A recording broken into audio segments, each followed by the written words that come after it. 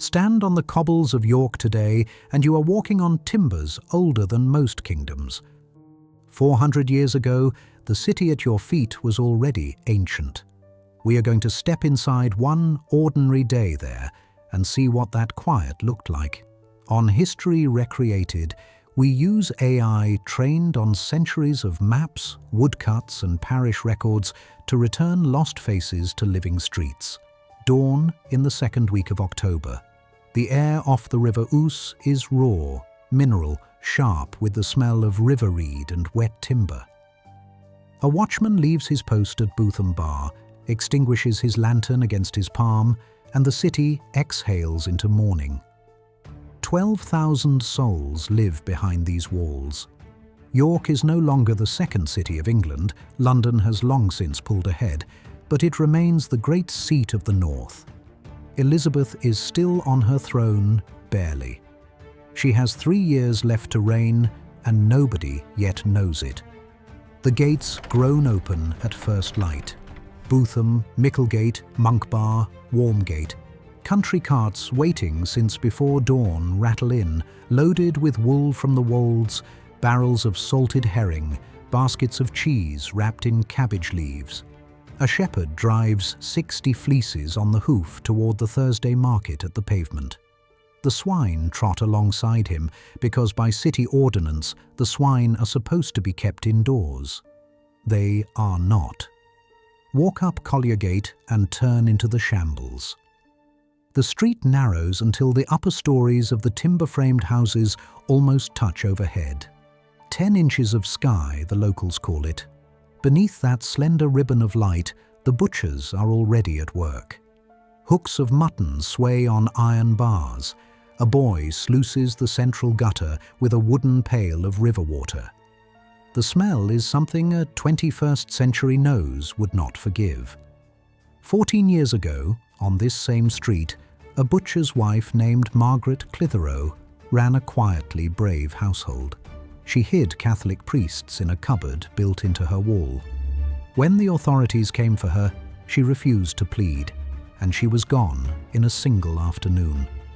The neighbors remember. The house remembers. The street moves on. Step away from the meat and the straw, and York opens into something richer.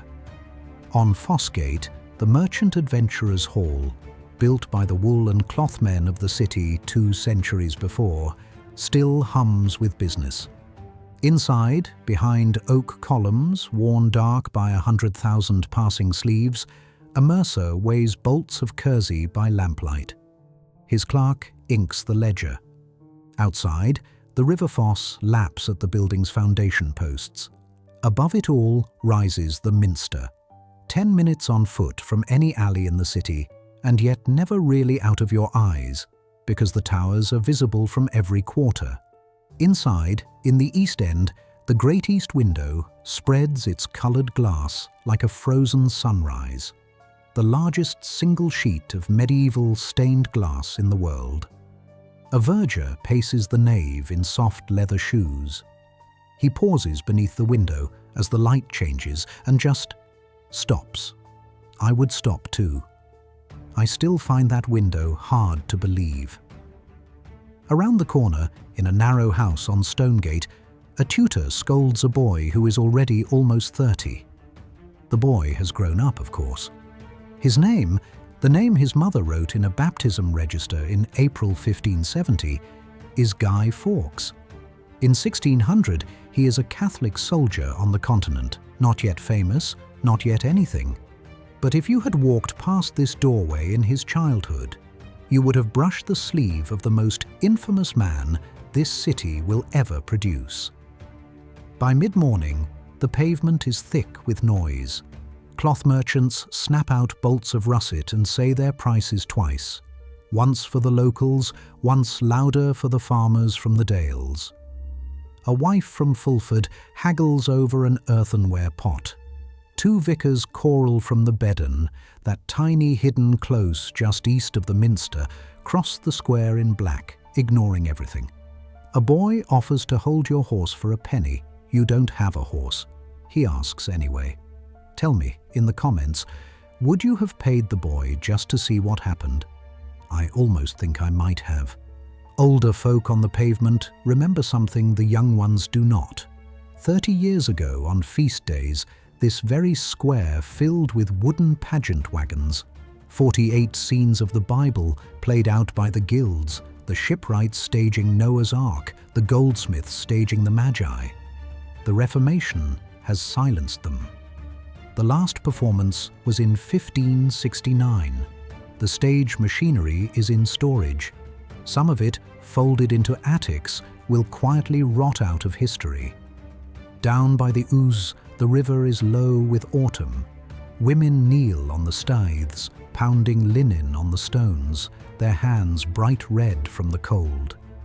A wherryman poles a flat-bottomed boat across from Stonegate. A boy hangs pigeon snares under the bridge. In winter the river will freeze, thick enough to roast an ox on. It has happened, and it will happen again before the century is out. Every trade in York belongs to a guild, and every guild has a hall. The mercers, the tanners, the glovers, the cordwainers, the pewterers, the armourers, the barber surgeons. To practice without membership is, quite simply, not a choice. Your apprenticeship begins at 12, it ends at 24. If you are lucky, at the end of it you walk out into the city as a freeman, with the right to vote, to trade, to sit in taverns with your head a little higher. In a narrow house off Gudrumgate, a goodwife stirs pottage in a blackened iron pot. Barley, leeks, the last of the summer peas. A little salt beef, shaved thin. Bread comes in from the baker at Ousegate twice a week. Ale is brewed at home. Water is for rinsing floors. Upstairs, children sleep 4 to a mattress of straw and hemp. The youngest is coughing again. Plague is never far from York. 4 years from now, in 1604, it will return in force and take more than 3,000 souls. 1 in 4 of the city again. For now, though, the streets breathe. The children play. Mothers still keep one ear open for the watchman's bell. The city has a street called Whip-ma-wop-ma-gate. It is the shortest street in York and probably holds the longest name in England, though historians still argue what the name once meant. One old theory holds that an ancient whipping post once stood at its corner. Another says it is Viking baby talk for neither one thing nor the other. The truth, as with so many things here, is buried under 4 layers of city. The bells for curfew ring at 9. Every hearth must be damped. Every gate is locked. Bootham shuts, Micklegate shuts, Monk Bar shuts, Warmgate shuts. The 4 great stone bars seal the city into itself, and a small, wooden, intensely private night begins. Outside the walls, the road to Scarborough vanishes in fog. Inside, the whole city holds its breath. Many of the walls you see in York today are the exact stones that locked shut that evening in 1600. Run your hand along them on a September afternoon. You are touching the same cold grit a night watchman touched, with a lantern in his other hand just before he blew it out. Winter is close. The little ice age is tightening its grip over Europe, and the Ouse, when she freezes, will bear market stalls directly on her back. The year to come will not be easy. A Scottish king is 3 years off, a new century already here, the old certainties sliding like ice on wood. The Minster, after curfew, stands alone against a sky pricked with stars. Its stone is 6 centuries old. Its glass has seen kings come and kings go. Tonight, a single candle burns behind the great east window, and the whole world beyond the walls is wool and smoke and sleeping farms. Honestly, if I could slip into any single evening in English history and just stand still, it might be this one. One last thing before we close.